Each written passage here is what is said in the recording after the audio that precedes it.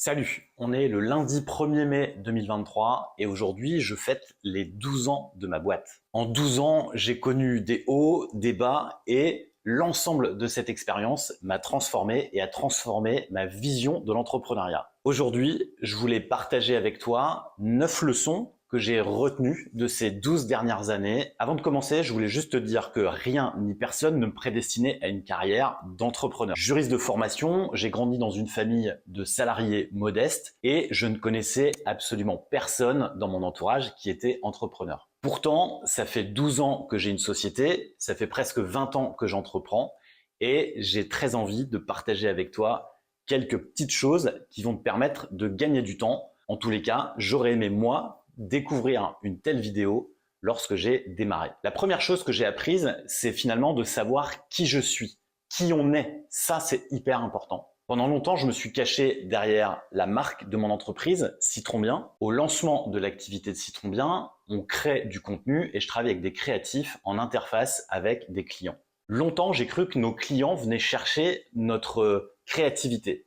En fait, ce que j'ai appris avec le temps, c'est qu'elles souhaitaient travailler non pas avec une marque, avec une identité, avec un logo, mais plutôt avec moi, avec ce que je représentais, avec mes valeurs, avec mon fonctionnement. Bref, avec qui je suis. Aujourd'hui, savoir qui on est quelque chose de très difficile. C'est ce qu'on appelle l'identité. On a plutôt tendance à dire que le logo, le visuel, l'image, les couleurs sont l'identité. En fait, l'identité, c'est bien plus que ça. Maintenant, c'est difficile de savoir qui on est.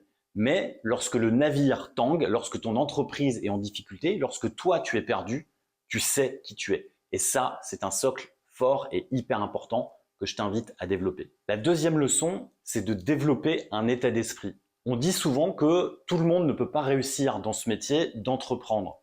Je crois pas, vraiment. Par contre, il est important de développer un certain état d'esprit. Et je suis persuadé que tu as déjà certaines qualités en toi que tu as juste besoin d'affirmer. Ces qualités, ça peut être un moral d'acier, une envie, un enthousiasme, une capacité de te remettre en question. Bref, tout ça va t'aider à réussir. La troisième leçon que j'ai apprise, c'est de t'appuyer sur tes forces et de te remettre en question. On a plutôt tendance à penser que pour réussir dans l'entrepreneuriat, il faut un certain nombre de capacités. Et donc, on va se former à certaines capacités. Pour moi, c'est pas du tout la solution. Au contraire, tu t'appuies sur une envie, sur quelque chose que tu as envie de mettre en place et tu le mets en œuvre. Tu vas t'appuyer sur tes forces, ce qui fait que tu es bon, et ensuite, tu vas mettre en œuvre. En mettant en œuvre, tu vas forcément te tromper et en te trompant, tu vas améliorer, améliorer, améliorer. C'est comme ça que tu vas engranger des capacités, c'est comme ça que tu vas engranger de la réussite. Pour ça, effectivement, il faut aussi apprendre de ses erreurs. Et je dis souvent, quand on se plante, on pousse. La quatrième leçon, c'est quelque chose qui me vient de très loin. J'ai grandi dans une famille où il fallait travailler dur parce que travailler dur, ça signifiait une forme de survie. Mes grands-parents ont connu la guerre et travailler dur signifiait la survie. En gros, j'ai grandi avec il faut en chier pour réussir. Sauf que si tu t'appuies sur les capacités qu'on a vues dans la leçon numéro 3, tout se passera bien. Et à partir du moment où tu décides de t'amuser, à partir du moment où tu partages cette envie, cet enthousiasme, tu vas voir que les sourires vont pulluler autour de toi.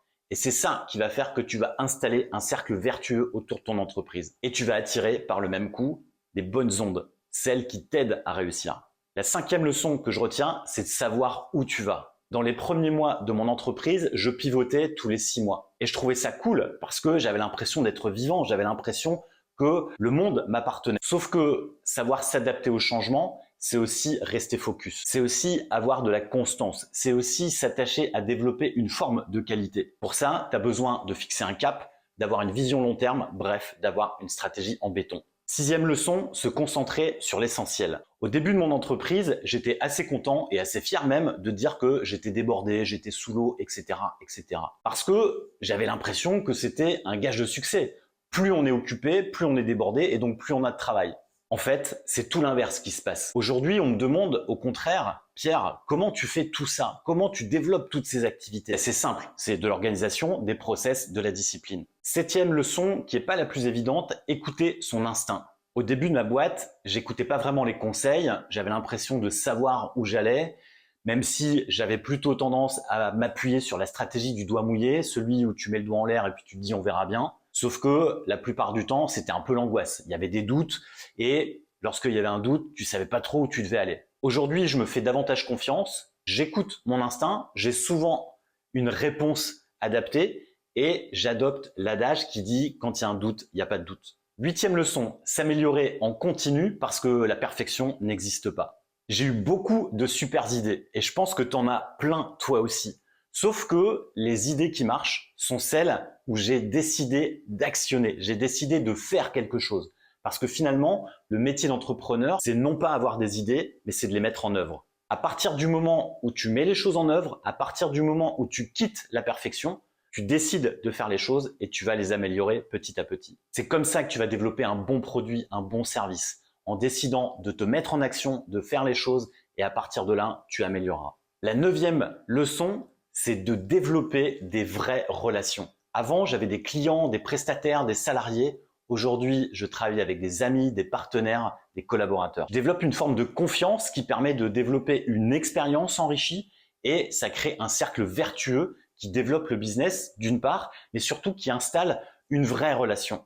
Quelque chose qui va s'installer dans le temps de façon durable. En conclusion, ça fait 12 ans que j'entreprends, j'ai plein de cheveux blancs, mais aujourd'hui je sais qui je suis, où je vais et avec qui j'ai envie de le faire. Je sais surtout quelle marque j'ai envie d'imprimer sur le monde. Avec le temps, j'ai trouvé 2 clés qui font le succès, la confiance et la créativité. C'est la confiance et la créativité qui vont te permettre de réussir, mais surtout de changer le monde en bien. Et ce sont ces 2 clés que je te donne à travers mes contenus et mes coachings. Avant de te quitter, je voudrais te donner un dernier conseil, de ne pas rester seul. Aujourd'hui, si j'ai réussi à accomplir tout ce que j'ai fait sur ces 12 dernières années, c'est que je me suis entouré des personnes qui me ressemblent. Je t'invite à faire de même, à rejoindre les personnes qui te ressemblent. Et pour ça, suis-moi, rejoins le Club Remarquable. Je te dis à bientôt, porte-toi bien, réussis bien. Salut!